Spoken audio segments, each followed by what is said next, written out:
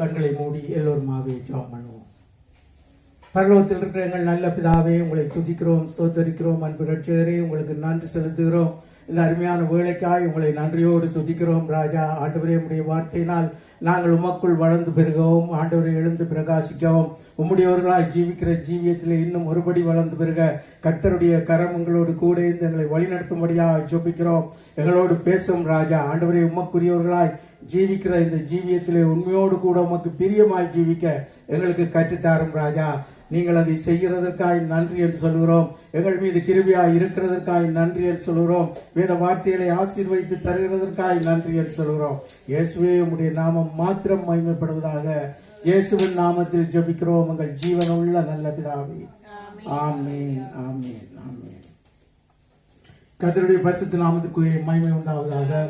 இன்றைக்கு நாங்கள் வஸ்திரத்திற்கும் கர்த்தருக்கும் உடைய தொடர்புகளை நாங்கள் பார்க்க போகிறோம். இயேசு கிறிஸ்துவுக்கும் வஸ்திரங்களுக்கும் உடைய ஒரு தொடர்பை நாங்கள் பார்க்கிறோம். இன்றைக்கு தேவனுடைய திட்டப்படி இந்த காரியத்தை நாங்கள் ஆராய்ந்து அறிந்து எப்படியாய் கர்த்தர் இந்த காரியங்களை கடந்து வந்தார் என்ற விவரத்தை நாங்கள் பார்க்கின்ற பொழுது எங்களுக்கு சில காரியங்களை தேவன் கற்றுத்தருகிறார். ஆகவே இந்த காரியத்தை நாங்கள் பார்க்கின்ற பொழுது நாம் கொஞ்சம் யோசிக்க வேண்டும் என்றில்ல, நாங்கள் தேவனுடைய வார்த்தையின்படி அந்த காரியங்களை விளங்கிக் கொள்கிறது தான் நம்முடைய வேலை. அவற்றை நாங்கள் செய்கின்ற பொழுது கர்த்தருடைய திட்டம் நமக்குள்ளாய் நிறைவேறுகிறது. அதை நாங்கள் தியானிக்கிறோம், தேவனுடைய திட்டத்தை விளங்கிக் கொள்கிறோம், கர்த்தருக்கு பிரியமாய் நடக்க நம்மை ஒப்புக் கொடுக்கிறோம். ஆகவே இந்த காரியங்கள் எல்லாம் கர்த்தருடைய திட்டத்தின்படி நாங்கள் அவரை அறிந்து அவருடைய வார்த்தையினாலே அவருக்குள் வளர்ந்து பெறுக இந்த காரியங்கள் எல்லாம் நமக்கு வேதத்திலே எழுதி கொடுக்கப்பட்டிருக்கிறது. ஏதோ கதை என்றல்ல, அவையிலே அதிகமான விடயங்கள் மறைக்கப்பட்டு வைத்திருக்கின்றன. அப்படி மறைக்கப்பட்டிருக்கிற வார்த்தைகளை நாங்கள் தேவனுடைய கிருபையினால், தேவனுடைய ஆவியினால் அறிந்து அதற்குள்ளாய் எங்களை ஒப்புக் கொடுத்து ஜீவிக்கிற ஜீவியத்துக்குள் நாங்கள் வருகின்ற பொழுது கர்த்தருடைய திட்டத்துக்கு நாங்களும் எங்களை ஒப்புக் கொடுக்கிற ஒரு நிலைக்குள்ளே நாங்கள் கடந்து வருகிறோம்.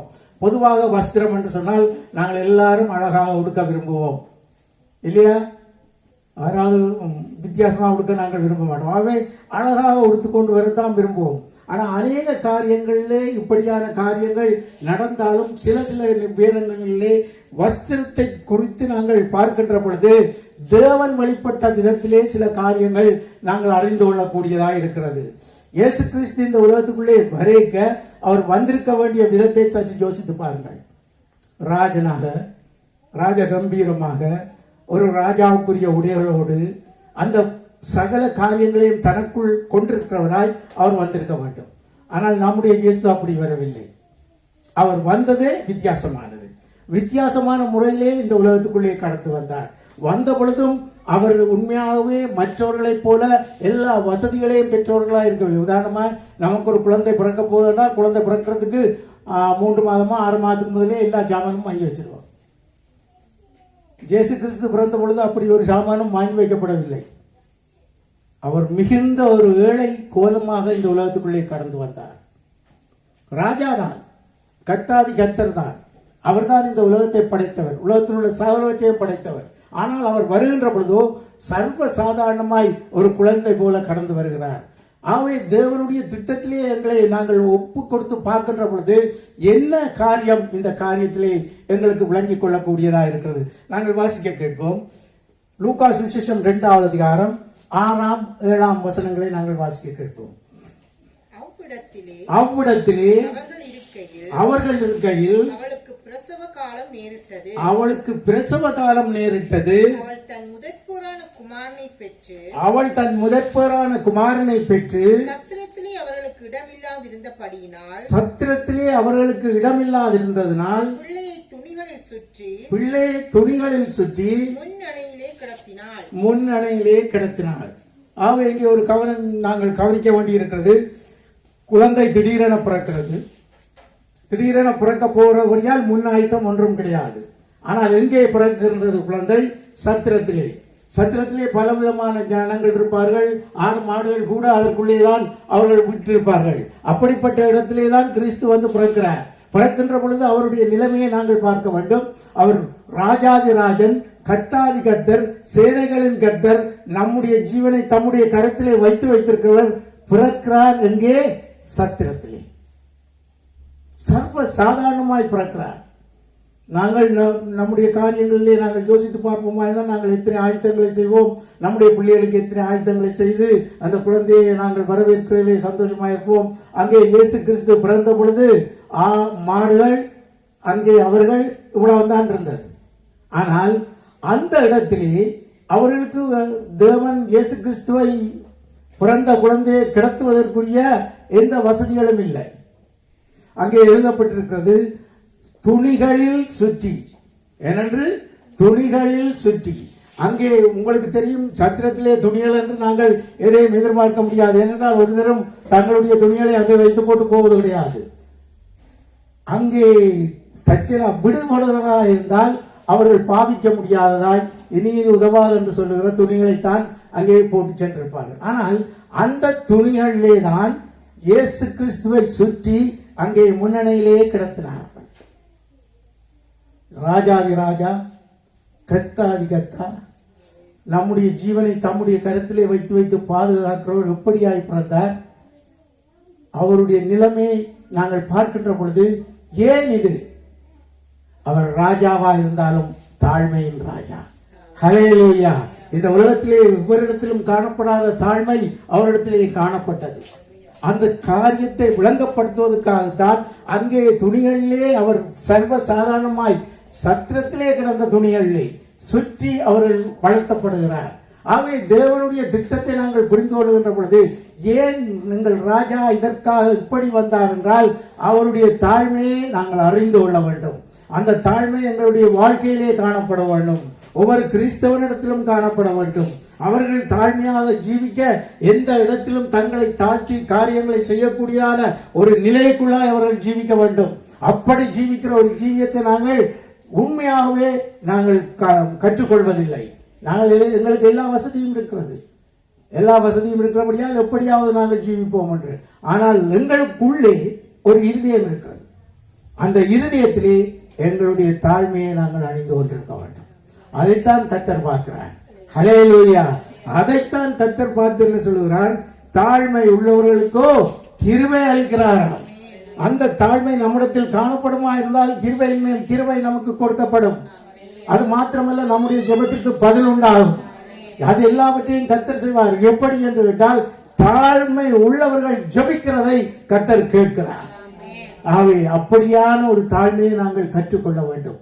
அந்த தாழ்மையை கற்றுக்கொண்டு அதற்கூடாக தேவனோடு கூட ஜீவிக்கிற இந்த ஜீவியத்திலே எங்களை ஒப்பு கொடுத்து ஜீவிக்க வேண்டும். அப்படி ஜீவிக்கின்ற பொழுது உண்மையாகவே நாங்கள் கர்த்தருக்குரிய ஒரு நிலையை நாங்கள் எங்களுக்குள்ளே ஏற்படுத்தி நாங்கள் ஆண்டவருடைய பிள்ளைகளாய் ஜீவிக்கிறதான அந்த வழிக்குள்ளே கடந்து வந்து விடுகிறோம். ஆகவே தேவனுடைய திட்டம், ஆகவே நமக்கு பிறக்க போற பிள்ளையை பற்றி கவனிக்காம விடுவோம் என்று நல்லா கவனியுங்க. உங்களுக்கு ஏற்ற வழியிலே பிள்ளைகளை கவனித்து நாங்கள் வளர்ப்போம்.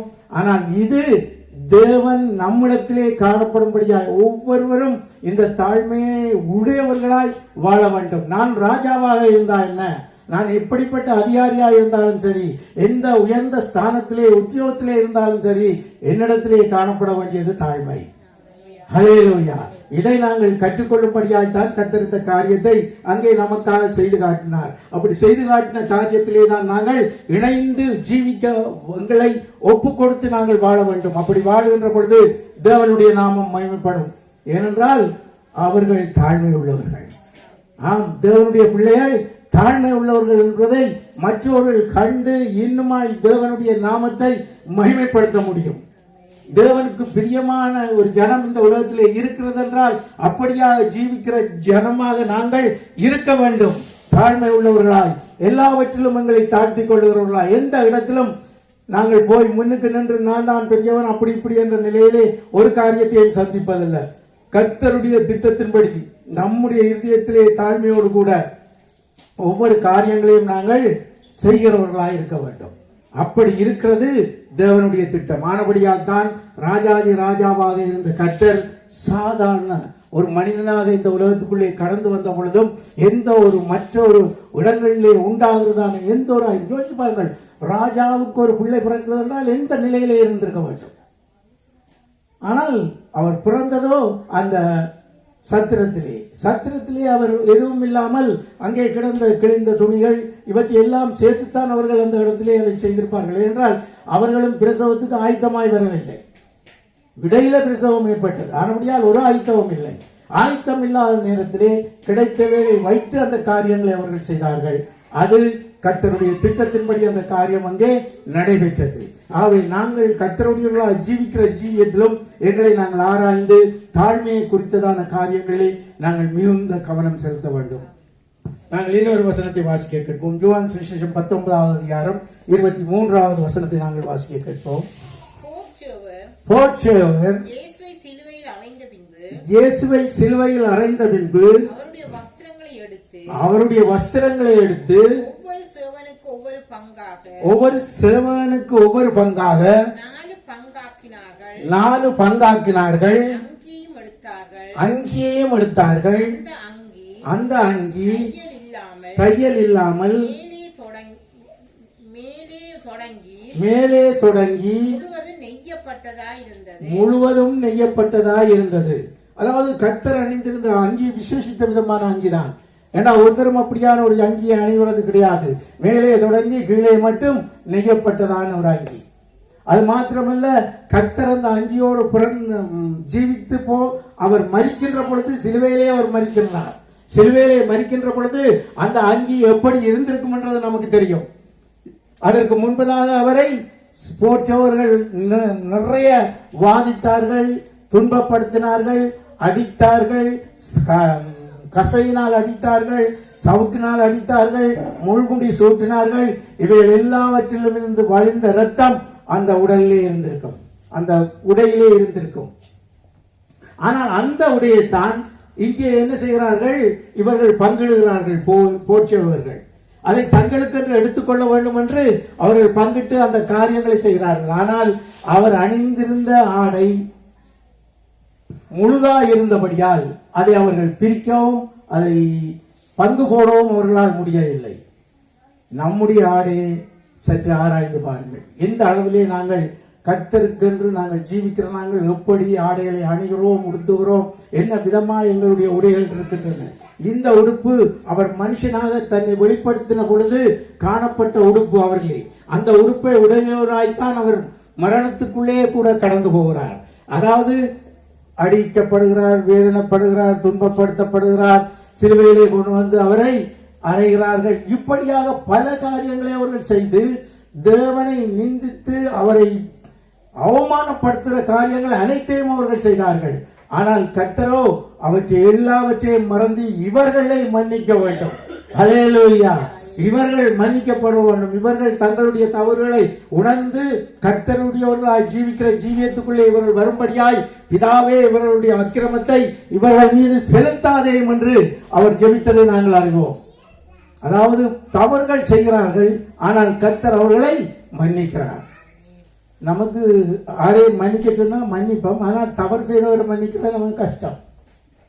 என்றால் அது முன்னுக்கு வந்து கொண்டு இருக்கும். ஆளுக்கானவே தவறு ஞாபகம் பெறும். என்றால் இருதயம் அந்த காரியங்களை இலவுலை மறந்து போறதில்லை. கவனமாய் நாங்கள் உண்மையாகவே கர்த்தருடைய பிள்ளைகளாக இருக்கிறோம். ஆனால் ஜெபமும் நமக்கு சொல்லப்படுகிறது, ஆண்டவரே என்னுடைய பாவங்களை மன்னியும், என்னுடைய பாவங்களை நான் மற்றவர்களுக்கு எப்படி மன்னிக்கிறேனோ அப்படி மன்னியும் என்று சொல்லுகிறோம். எங்களுடைய வாயினாலே தான் சொல்லுகிறோம். அப்படி சொல்லுகின்ற பொழுது அதை யோசித்து பாருங்கள். நாங்கள் ஒரு தடவை மன்னிக்கிறதுல நல்லா ஜெபிப்போம். ஆண்டவரே அதை செய்தாரும், ஆண்டவரே இந்த காரியத்தை எனக்கு செய்யும், ஆண்டவரே இப்படியாக நான் செய்ய விரும்புகிறேன், இப்படிப்பட்ட வசதிகள் வாய்ப்புகள் எல்லாம் எனக்கு வேண்டும் என்று நல்லா ஜெபிப்போம். ஆனா அந்த ஜெபத்திலே பதிலில்லை. ஏன்? நான் மற்றவர்களை எப்படி நான் உண்மையாக நடத்துகிறேன் என்றது தெரியாது. எனக்குள்ளே காணப்பட வேண்டியது மன்னிப்பு. கிறிஸ்து சகல அதிகாரத்தையும் சகல காரியங்களையும் கொண்டுள்ளவராய் இருந்தும் அவரை அவர்கள் பகடி பண்ணி அவருடைய ஆடைகளை பிரித்து அவர்கள் தங்களுக்குள்ளே பங்கிட்ட போதும் அவர் அதை பற்றி கவலைப்படவில்லை. கர்த்தர் தான் வந்ததை செய்து முடித்து போக வேண்டும், அதுதான் அவருடைய நோக்கமாக இருந்தது. ஆனபடியால் அவர் என்ன செய்தார்? அந்த காரியங்களிலே அதிகமாக ஆடைகளை குறித்து இதழை குறித்து அவர் கவலைப்படவில்லை. தன்னுடைய காரியங்களை அவர் ஒழுங்காக செய்து கொண்டு போனார். ஆனால் ஞாபகம் இருக்கணும், எல்லாம் மேலே இருந்து கீழே மட்டும் தைத்திருந்தது. தையல் இல்லாத ஆடை, அதாவது ஒரே ஆடை, அது நெய்தலே ஒரே ஆடையாக செய்யப்பட்டிருந்தது. ஆகவே அதுக்கு நூல் இல்லாமல் செய்யல, நூல் தான் செய்தவர்கள்.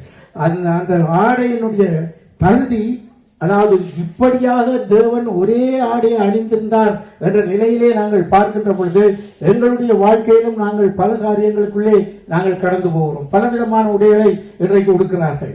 அதையெல்லாம் நாங்கள் பார்த்து நாங்கள் சந்தோஷப்பட முடியாது. ஏனென்றால் நமக்கே தெரியும் அது தவறன்று, ஆனாலும் உடுக்குகிறார்கள். அவர்கள் உலகத்தில் உள்ளவர்கள் அப்படித்தானே உடுக்கிறார்கள். ஆனால் கிறிஸ்துவோ ஒரே நூலாலே நெய்யப்பட்ட ஆடை அணிந்திருந்தார். அதாவது முழுப்படியே கர்த்தர் தம்முடைய காரியங்களை ஒன்று ஆடைக்குள்ளாய் மறைத்திருந்தார். அப்படியான ஒரு நிலை நமக்கு இன்றைக்கு இல்லை. ஆகவே நம்முடைய வாழ்க்கையை நாங்கள் ஆராய்ந்து பார்க்கணும். எந்த விதமாக நாங்கள் ஆடைகள் அணிகிறோம்? கர்த்தருக்கு பிரியமான விதமாய் ஆடைகளை அணிகிறோமா, அல்லது எங்களுடைய இஷ்டத்துக்கு நாங்கள் ஆடைகளை அணிகிறோமா? இப்படி அணிந்து கர்த்தருக்கு நாங்கள் உண்மையாகவே கர்த்தருடைய பிள்ளைகள் என்று நாம் சொல்ல முடியுமா? யோசித்து பாருங்கள். அப்படியெல்லாம் சொல்ல முடியாது. ஒழுங்கா நாங்கள் உடை உடுத்தாமல் கர்த்தருடைய பிள்ளைகள் என்று நாங்கள் சொல்வது தவறு. அது பிழையான ஒரு காரியம். ஒழுங்காய் உடை உடுத்தி, கண்ணியமாய் உடை உடுத்தி நாங்கள் வாழ வேண்டும். அப்படி வாழுகின்றது நமக்கு நிச்சயிக்கப்பட்டது. ஆனபடியால் நாம் அதை கவனமாக செய்கிறவர்களாக இருக்கணும். அப்படி செய்கின்ற பொழுது தேவனுடைய திட்டத்துக்கு, தேவனுடைய சித்தத்திற்கு எங்களை நாங்கள் ஒப்புக் கொடுக்கிறோம். அதாவது தேவ திட்டம் எங்களுக்குள்ளே நிறைவேறத்தக்கதாக எங்களுடைய காரியங்கள் ஒழுங்குபடுத்தப்படுகிறது. ஹல்லேலூயா. அந்த ஒழுங்குக்குள்ளே நாங்களும் தேவன் எப்படி ஒழுங்குக்குள்ளாய் காரியங்களை செய்து முடித்தாரோ அப்படியாய் நாங்களும் ஒழுங்குக்குள்ளாய் கடந்து வர கர்த்தர் கிருபை செய்திருக்கின்றார். ஆகவே இந்த காரியங்களை நாங்கள் உணர்ந்து தேவனோடு கூட ஜீவிக்கிற ஜீவியத்திலே எங்களை உண்மையாகவே கவனித்துக் கொள்ள வேண்டும். அப்படி கவனித்துக் கொள்ளுகின்ற பொழுது நாங்கள் உண்மையாகவே இந்த காரியங்களுக்குள்ளாய் கடந்து வந்து விடுவோம். இன்னும் ஒரு காரியத்தை பார்ப்போம். லூக்கா சுவிசேஷம் 23வது அதிகாரம் 11வது வசனத்தை நாங்கள் வாசிக்க கேட்போம்.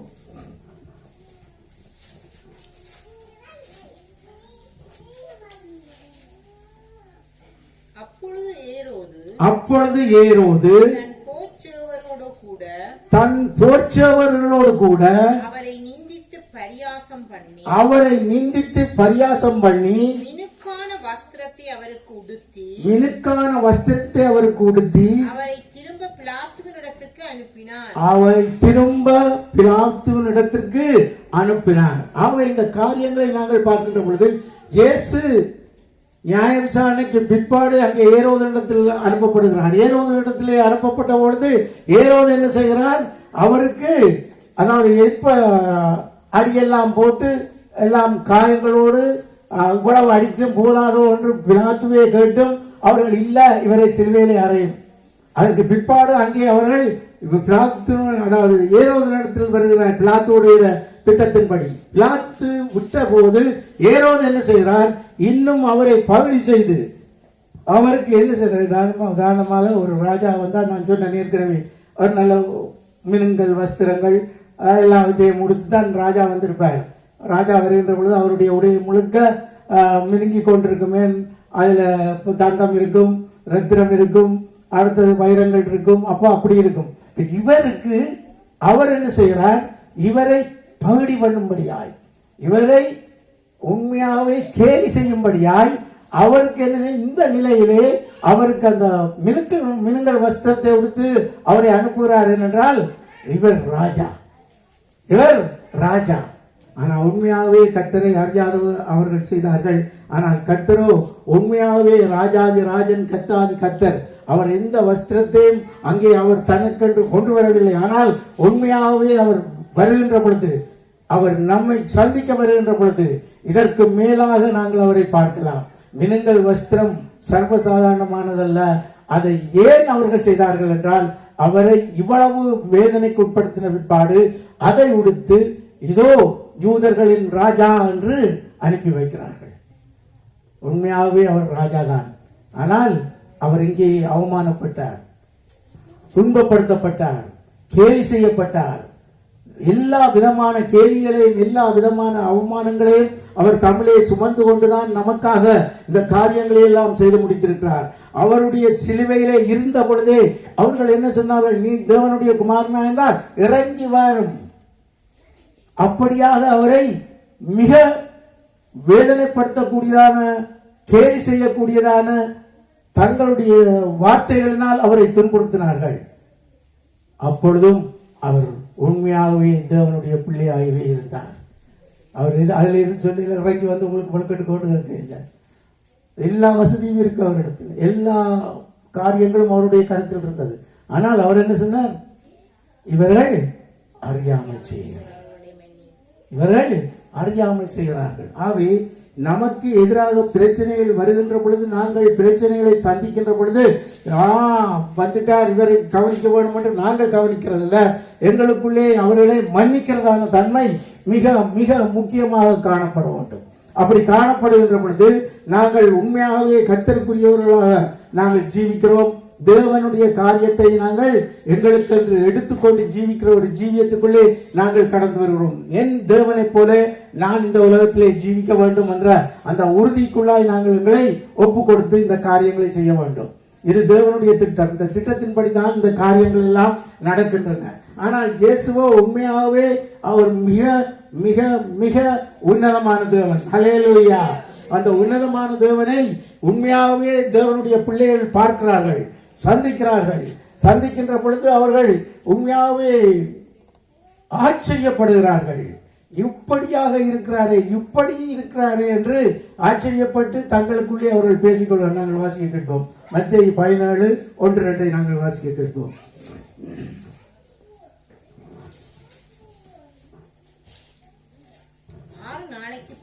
6 நாளைக்கு பின்பு இயேசு பேதுருவையும் யாக்கோபையும் அவருடைய சகோதரனாகிய யோவானையும் கூட்டிக் கொண்டு தனித்திருக்கும்படி உயர்ந்த மலையின் மேல் போய் அவர்களுக்கு முன்பதாக மறுரூபமானார். அவர் முகம் சூரியனைப் போல பிரகாசித்தது, அவர் வஸ்திரம் வெளிச்சத்தை போல வெண்மையாயிற்று. ஆமென், ஹல்லேலூயா. ஆவே ஒரு காட்சி இவர்கள் காண்கிறார்கள். அதாவது அங்கே தேவன், அடுத்த வசனத்தை வாசிங்க. அப்பொழுது மோசேயும் எலியாவும் அவரோட கூட பேசுகிறவர்களாக இவர்களுக்கு காணப்பட்டார்கள். கிறிஸ்து மகிமையின் ரூபத்தை கண்டார்கள். அதே நேரத்திலே அங்கே மோசேயும் எலியாவும் காணப்படுகிறார்கள். அவர்கள் காணப்படுகிற அந்த ரூபம் என்ன? அவர்களும் இந்த மகிமையின் ரூபத்திலே காணப்படுகிறார்கள். எப்படி? அவர்களுடைய ஆடை பிரகாசித்தது. அவர்கள் அணிந்திருந்த ஆடை எந்த வண்ணானாலும் வெளுக்கக்கூடாத அளவுக்கு பிரகாசமாயிருந்தது என்று எழுதப்பட்டிருக்கிறது. அப்படியாக அவருடைய காரியங்களை அங்கே தேவன் அவர்களை மாற்றுகிறார். எல்லாத்துக்காக தெரியுமா? இதுதான் நானும் நீங்களும் அடைய போகிறதான மறுரூபம். ஹல்லேலூயா. இதைத்தான் நாங்கள் சந்திக்க போகிறோம். அங்கே தேவனோடு கூட நாங்கள் ஜீவித்து இந்த உலகத்திலே ஜீவித்து அவருக்கு பிரியமாய் வாழ்ந்தபடியால் அங்கே அதற்கு உதாரணமாகத்தான் எலியாவையும் கொண்டு வந்தார்கள். அதே நேரத்தில் மோசேயையும் கொண்டு வந்தார்கள். தேவனும் அவர்கள் முன்னால நின்றார். ஆகவே இந்த மறுரூபம் ஆகிறது, இதைத்தான் நாங்கள் தொடர்ந்து பார்த்து கொண்டு வருகிறோம். என்னண்டு எப்ப மறுரூபமாகவும் எப்போ கோபம் உண்டு. இந்த மறுரூபம் நமக்கும் கொடுக்கப்படும். ஹல்லேலூயா. எப்படி கர்த்தருடைய வார்த்தைக்குள்ளே எங்களை நாங்கள் ஒப்பு கொடுத்து ஜீவிக்கிற அந்த ஜீவியத்துக்குள்ளே நாங்கள் இன்னும் அதிகமாய் கடந்து வருகின்ற பொழுது தேவன் வெற்றியெல்லாம் நமக்காக செய்து முடிப்பார். என்றால் இது நமக்கென்று அவர் ஆயத்தப்படுத்தியதான ஆடை. இந்த ஆடையை நாங்கள் அணிந்து கர்த்தரோடு கூட என்றென்றைக்கும் ஜீவிக்கிற ஒரு ஜீவியத்துக்குள்ளாய் நாங்கள் கடந்து வர கர்த்தர் நமக்கு உதவி செய்வார். ஆகவே உண்மையோடு கூட கர்த்தருக்கென்று ஜீவிப்போம். எங்களுடைய வாழ்க்கையிலே கர்த்தரோடு கூட நாங்கள் இணைந்து கொண்டு ஜீவிக்கிற அந்த ஜீவியத்தை வாஞ்சித்து வாழ வேண்டும். அப்படி வாழுகின்ற பொழுதுதான் நானும் நீங்களும் ஒரு நாள் தேவனுடைய சமூகத்திலே நிற்கின்ற பொழுது எந்த வண்ணானாலும் வெளுக்க கூடாத அளவுக்கு அது வெண்மையாய் இருக்கிறது. அதாவது வெண் ஆடை அணிந்திருப்போம். ஹல்லேலூயா. வெண்ணாடை அணிகிறதுக்கு தான் பாட்டுகள் எல்லாம் இருக்கு. சில பாட்டுகள் எல்லாம் வெண்ணாடை அணிந்து கர்த்தர் பக்கத்திலே நாங்கள் நிற்போம், கர்த்தரை துதிப்போம், கர்த்தரை ஆராதிப்போம் என்றெல்லாம் பாடுவார்கள். இந்த காரியம் என்னென்று வருகிறது என்று கேட்டால், அங்கே தேவனை பற்றி எல்லாம் நமக்காக வெளிப்படுத்தி இருக்கிறார். அதாவது நாங்கள் இப்படியாய் மாற்றப்பட்டு கர்த்தரோடு கூட இணைகிறதான அந்த காரியத்துக்குள்ளாய் நாங்கள் கடந்து போவோம். அப்படி கடந்து போகின்ற பொழுது தேவன் இந்த காரியத்தை நமக்காக செய்வார். அப்படி செய்கின்ற பொழுது நாங்கள் இந்த காரியத்தை விளங்கிக் கொள்வோம். அல்லேலூயா. ஆகவே உண்மையாகவே தேவன் இதை நமக்கென்று செய்து வைத்திருக்கிறார். நாங்கள் இந்த காரியத்தை உணர்கின்ற பொழுது நாங்கள் இன்னொரு வசனம் வாசிக்கலாம். எசாயா தீர்க்கதரிசியின் புத்தகம் 61வது அதிகாரம் 10வது வசனத்தை வாசிக்கிறேன். கர்த்தருக்குள் பூரிப்பாய் மகிழுகிறேன், என் தேவனுக்குள் என் ஆத்துமா களிகூர்ந்திருக்கிறது. மணவாளன் தன்னை ஆபரணங்களினால் தன்னை அலங்கரித்துக் கொள்ளுகிறதற்கும், மணவாட்டி தன்னை நகைகளினால் சிங்காரித்துக் கொள்ளுகிறதற்கும் ஒப்பாக ஹல்லேலூயா, அவர் ரட்சிப்பின் வஸ்திரங்களை எனக்கு உடுத்தினார். எத்தனை பேர் ரட்சிக்கப்படியாக்கள் இதில் இருக்கிறோம்? அத்தனை பேருக்கும் அவர் உடுத்தி இருக்கிறார். ஹல்லேலூயா. நம்முடைய வஸ்திரங்கள் எவ்வளவு அழகான வஸ்திரமா இருக்கிறது. நீதியின் சால்வையை எனக்கு தரித்தார். ஆமென். ஹல்லேலூயா. ஆவே கர்த்தர் நம்மை உண்மையாகவே நேசிக்கிறபடியால் இந்த காரியங்களை எல்லாம் நமக்கென்று செய்தார். நாங்கள் ஒன்று யோசிக்க தேவையில்லை. எப்படியே இருக்கிறோம், அவருக்குள்ள இப்படித்தான் இருக்கிறோம். ஹல்லேலூயா. ஒரு மணவாட்டி எப்படி கர்த்தருடைய சமூகத்துக்குள்ளே போகாலோ அதே போலதான் அங்கே தேவனுடைய பிள்ளைகளாகிய நாங்கள் மணவாட்டி சபையாய் தேவனோடு இணைக்கப்படுகின்ற பொழுது எல்லாரும் நாங்கள் மாற்றப்படுவோம். ஹல்லேலூயா. அந்த மாற்றத்துக்கு நம்மிடத்திலே காணப்பட வேண்டியவே இந்த காரியங்கள் தான். தேவனை பின்பற்றி தேவனுக்கு உரியதான காரியங்களை உண்மையோடும் உத்தமத்தோடும் நாங்கள் செய்கின்ற பொழுது நிச்சயமாய் கர்த்தருக்குள்ளாய் நாங்கள் எடுத்த ஓட்டத்தை வெற்றியோடு ஓட முடியும்.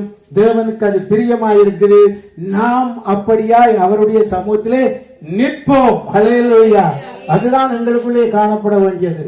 நாம் உண்மையாகவே ஆண்டவருடையவர்கள்.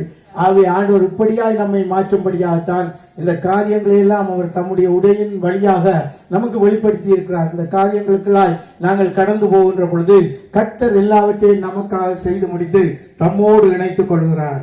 அந்த இணைப்பு மகா பெரியது. ஹல்லேலூயா. அந்த இணைப்புக்காகத்தான் நாங்கள் காத்திருக்கிறோம். நாங்கள் அதை செய்கின்ற பொழுது கர்த்தர் நம்மை அப்படியாய், அதாவது வருகையிலே, கர்த்தருடைய வருகையிலே எத்தனை பேர் எதிர்பார்க்கிறீங்க? கர்த்தர் வர போறாரு இல்ல? அவர் நித்திரையா இருக்கிறார் என்று எத்தனை பேர் எதிர்பார்க்கிறீங்க? அவர் வரப்போறார். வாசலுக்கு வந்து விட்டார். நம்மை சேர்த்துக்கொள்ள வரப்போகிறார். அப்படி வருகின்ற பொழுது என்ன மாதிரி நம்மை மாற்ற போகிறார்? நாங்களும் ஆவிக்குரியவர்களாய் நாங்கள் மாற்றப்படுவோம். ஹல்லேலூயா. வாசிப்போமா? 1 கொரிந்தியர் 15 50 51 52 வாசிக்கிறேன். சகோதரரே, நான் சொல்லுகிறது என்னவெனில், மாம்சமும் இரத்தமும் தேவனுடைய ராஜ்யத்தை சுதந்தரிக்க மாட்டாது. அழிவுள்ளது அழியாமையை சுதந்தரிப்பதும் இல்லை. இதோ ஒரு ரகசியத்தை உங்களுக்கு அறிவிக்கிறேன். நாம் எல்லாரும் நித்திரை அடைவதில்லை. ஆகிலும் கடைசி எக்காலம் தொனிக்கும் போது ஒரு நிமிஷத்திலே ஒரு இமைப்பொழுதிலே நாம் எல்லோரும் மறுரூபமாக்கப்படுவோம். அல்லேலூயா. இந்த ரூபத்தை தான் மலையிலே பார்த்தார்கள். இந்த ரூபத்தை தான் நாங்கள் பெறப்போகிறோம். ஆகவே கர்த்தர் நம்மை தம்முடைய வார்த்தையின்படியே வழிநடத்தி நாம் அவரோடு கூட இணைந்து கொள்ளத்தக்கதாக செய்கிறார். ஏனென்றால் நம்முடைய சரீரமோ இரத்தமோ பரலோக ராஜ்யத்துக்குள்ளே போக முடியாது. ஆனபடியால் தான் நாங்கள் மாற்றப்படுகிறோம். மாற்றப்படுகிறதா இருந்தால் கர்த்தருடைய வார்த்தையின்படி ஜீவித்தால் நிச்சயமாய் மாற்றப்படுவோம். தேவன் தாமே நம்ம ஒவ்வொருவரையும் ஆசீர்வதிப்பாராக. நாங்கள் எழுந்து நின்று ஜெபம் பண்ணி நாங்கள் இந்த காரியங்களை பிடித்துக் கொள்வோம். எழுந்து நின்று கர்த்தரை துதிப்போம். அவருடைய வார்த்தைகளுக்காய் அவரை ஸ்தோத்தரித்து நாங்கள் மீதி காரியங்களுக்குள்ளே கடந்து செல்வோம். நாம் கர்த்தரை துதிப்போம். பரிசுத்தரே, உங்களை துதிக்கிறோம், ஸ்தோத்தரிக்கிறோம். ஆண்டவரே, உங்களுக்கு நன்றி செலுத்துகிறோம். நன்றி நன்றி நன்றி என்று சொல்லுகிறோம். அப்பா, உங்களுடைய ஜீவனுள்ள வார்த்தைகளுக்காக எங்களை உற்சாகப்படுத்தி ஆண்டவரை நாங்கள் எடுத்த ஓட்டத்தை இன்னமாய் உறுதியோடும் ஆண்டவரை எதிர்பார்ப்போடும் மூடி முடித்து உம்முடைய மகிமைக்குள்ளே பிரவேசிக்க கிருபை செய்கிற தேவனே, உங்களை ஸ்தோத்தரிக்கிறோம். கிறிஸ்து இயேசு எனும் நாமத்திலே எங்களை உங்கள்கிட்ட இழுத்துக் கொண்டவரே, அதிசயம் செய்கிறவரே, உங்களை சோதரிக்கிறோம் ராஜா. ஆண்டவரே, எங்களை மாற்றி உம்மோடு சேர்த்துக் கொள்ளுகிற ஜீவன் உள்ள தேவனே, அப்பா, உங்களுக்கு மகிமை செலுத்துகிறோம் ராஜா. எங்கள் ஒவ்வொருவரையும் உமக்கென்று மீட்டுக் கொள்ள சித்தமான தேவனே, உம்முடைய வார்த்தையினால் எங்களோடு பேசியதற்காய் நன்றி, எங்களை பலப்படுத்தியதற்காய் நன்றி. எடுத்த ஓட்டத்தை வெற்றியோடு ஓடி முடிக்க, எங்களுக்கு எதிர்பார்ப்போடு ஓடி முடிக்க கற்றுத் தந்ததற்காய் நன்றி நன்றி நன்றி என்று சொல்கிறோம். ஆண்டவரே, உமக்குரியவர்களாய் ஜீவித்து உம்முடைய வார்த்தையின்படியே வாழ்ந்து உம்முடைய வந்து சேர எங்களுக்கு உதவி செய்த அருளும் ராஜா. உதவி செய்கிற தேவனுக்கு நன்றி என்று சொல்கிறோம். எங்களை உம்முடைய சமூகத்திலே ஒப்புக் கொடுக்கிறோம். உம்முடைய நாமம் மாத்திரம் மகிமைப்படுவதாக இயேசுவின் நாமத்தில் பிதாவே, ஆமென் ஆமென். இந்த வேளையிலே நம்முடைய பிள்ளைகளுக்காகவும் பிள்ளைகளுக்காகவும் ஜெபம் பண்ணுவோம். கர்த்தர் தாமே அவர்களையும் காத்து அவர்கள் முடித்த ஓட்டத்தை வெற்றியோடு ஓடி முடித்து அவர்களும் மகிமைக்குள்ளே பிரவேசிக்க. ஹல்லேலூயா. நாங்கள் ஜெபம் பண்ணுவோம். பரலோகத்தில் இருக்கிற எங்கள் நல்ல பிதாவே, உங்களை ஸ்தோத்தரிக்கிறோம், துதிக்கிறோம் துதிக்கிறோம். உயிரோடு இருக்கிறவரே, உங்களை துதிக்கிறோம். உன்னதமானவரே, உங்களை ஸ்தோத்தரிக்கிறோம். பரிசுத்த தேவனே, உங்களுக்கு மகிமை செலுத்துகிறோம் ராஜா. அப்பா, நாங்கள் எல்லோரும் முடித்த ஓட்டத்தை வெற்றியோடு ஓடி முடித்து எங்களுக்கு உதவி செய்கிற தேவன், எங்கள் பிள்ளைகளை உங்களுடைய சமூகத்திலே நாங்கள் ஒப்புக் கொடுக்கிறோம் ராஜா. அவர்கள் ஒவ்வொருவரும் முடித்த ஓட்டத்தை வெற்றியோடு ஓடி முடித்து அவர்களுக்கு உதவி செய்தாலும் பிள்ளைகளுக்காக ஜெபிக்கிறோம் ராஜா. ஒவ்வொருவரையும் உம்முடைய கிருபையின் கரங்களுக்குள்ளாய் ஒப்புக் கொடுக்கிறோம் ராஜா. ஆண்டவரே, அவர்கள் ஒவ்வொருவரும் தேவ கிருபையிலும் மனித தயவிலும் நல்ல ஞானத்திலும் புத்தியிலும் அறிவிலும் நல் விபவத்திலும் நல்ல ஆரோக்கியத்திலும் நல்ல ஆவியிலும் சிறந்து வளர்ந்து விருத்தி அடைந்து அதிகமாய் உங்களுடைய கரங்களுக்குள்ளாய் வளர்ந்து வருகிற கிருபை செய்தாலும் இயேசுவின் நாமத்திலே பிள்ளைகளையும் நாங்கள் ஆசீர்வதிக்கிறோம் ராஜா. ஆண்டவரே, ஒவ்வொரு சனப்பொழுதும் உங்களுடைய கரங்களுக்குள்ளாய் ஒவ்வொருவரும் வளர்ந்து பெறுவார்களாக ராஜா. அப்பா, நீங்கள் அதை செய்கிறதற்காக நன்றியும் சொல்கிறோம். இயேசுவின் நாமத்திலே பிள்ளைகளையும் நாங்கள் ஆசீர்வதிக்கிறோம். எங்கள் ஆண்டவராகிய இயேசுவின் நாமத்திலே பிள்ளைகளையும் நாங்கள் ஆசீர்வதிக்கிறோம். சர்வ வல்லவராகிய இயேசுவின் நாமத்திலே பிள்ளைகளையும் நாங்கள் ஆசீர்வதிக்கிறோம். நன்றி பிதாவே, நன்றியோடு துதிக்கிறோம், ஸ்தோத்தரிக்கிறோம். இயேசுவின் நாமத்தில் பிதாவே, ஆமென் ஆமென். இஸ்ரவேலருடைய ரட்சிப்புக்காக நாங்கள் ஜெபம் பண்ணி இந்த கூட்டத்தை முடித்துக் கொள்வோம். பரலோகத்தில் இருக்கிற எங்கள் நல்ல பிதாவே, எங்களை துதிக்கிறோம், ஸ்தோத்தரிக்கிறோம். அப்பா, இந்த வழியில் இஸ்ரவேலுக்காக நாங்கள் ஜெபிக்கிறோம் ராஜா. ஆண்டவரே, இஸ்ரவேலை தேடி வந்த தேவன் எங்களை மீட்டுக் கொண்டீர்கள் ராஜா. ஆண்டவரே, அவர்களுக்காக நாங்கள் ஜெபிக்கிறோம். அவர்களும் ஒவ்வொருவரும் பேராய் குடும்பமாய் ரட்சிக்கப்பட கர்த்தர் கிருபையாய் இறங்கும்படியாக ஜெபிக்கிறோம். இயேசுவே, உம்முடைய கிருபையின் கரங்களுக்குள்ளாய் இஸ்ரவேலை ஒப்புக் கொடுக்கிறோம் ராஜா. அவர்களை சந்தித்தரலும் நீங்கள் தான் மெய்யான மெசியா என்பதை அவர்கள் கண்டுகொள்ள அவர்களுடைய அறிவு கண்களை திறந்தரலும் ராஜா. ஆண்டவரே, அவர்கள் உங்களை அறிந்து கொண்டு உம்முடைய பிள்ளைகளால் ஜீவித்து மண்டை வந்து சேர கிருபை செய்தாலும் கர்த்தாவே, அவர்களை தூக்கி எடுக்கிறதற்காக நன்றி என்று சொல்கிறோம். அவர்கள் மீது இரக்கமாய் இருக்கிறதற்காக நன்றி செலுத்துகிறோம். அவர்களை குடும்பமாய் ரட்சிக்கிறதற்காக நன்றி செலுத்துகிறோம். பேராய் அவர்களை ரட்சிக்கிறதற்காக நன்றி நன்றி நன்றி என்று சொல்கிறோம். இயேசுவின் நாமத்திலே பிதாவே, ஆமென் ஆமென். ஹல்லேலூயா. இஸ்ரவேலரை நாங்கள் ஆசீர்வதிப்போம். கர்த்தராகிய இயேசு கிறிஸ்துவின் நாமத்திலே இஸ்ரவேலரை நாங்கள் ஆசீர்வதிக்கிறோம். எங்கள் ஆண்டவராகிய இயேசுவின் நாமத்திலே அவர்களை நாங்கள் ஆசீர்வதிக்கிறோம். கர்த்தாவே, இயேசுவின் நாமத்திலே இஸ்ரவேலரை நாங்கள் ஆசீர்வதிக்கிறோம். நன்றி பிதாவே, நன்றியோடு துதிக்கிறோம். ஹல்லேலூயா. ஆசீர்வதித்தால் நமக்கு என்ன கிடைக்கும்? இஸ்ரவேலரை நாங்கள் சுகமாயிருப்போம். ஹல்லேலூயா. கர்த்தருக்குள்ளாய் நாங்கள் சுகமாயிருப்போம். கர்த்தரை நாங்கள் பாடி நாங்கள்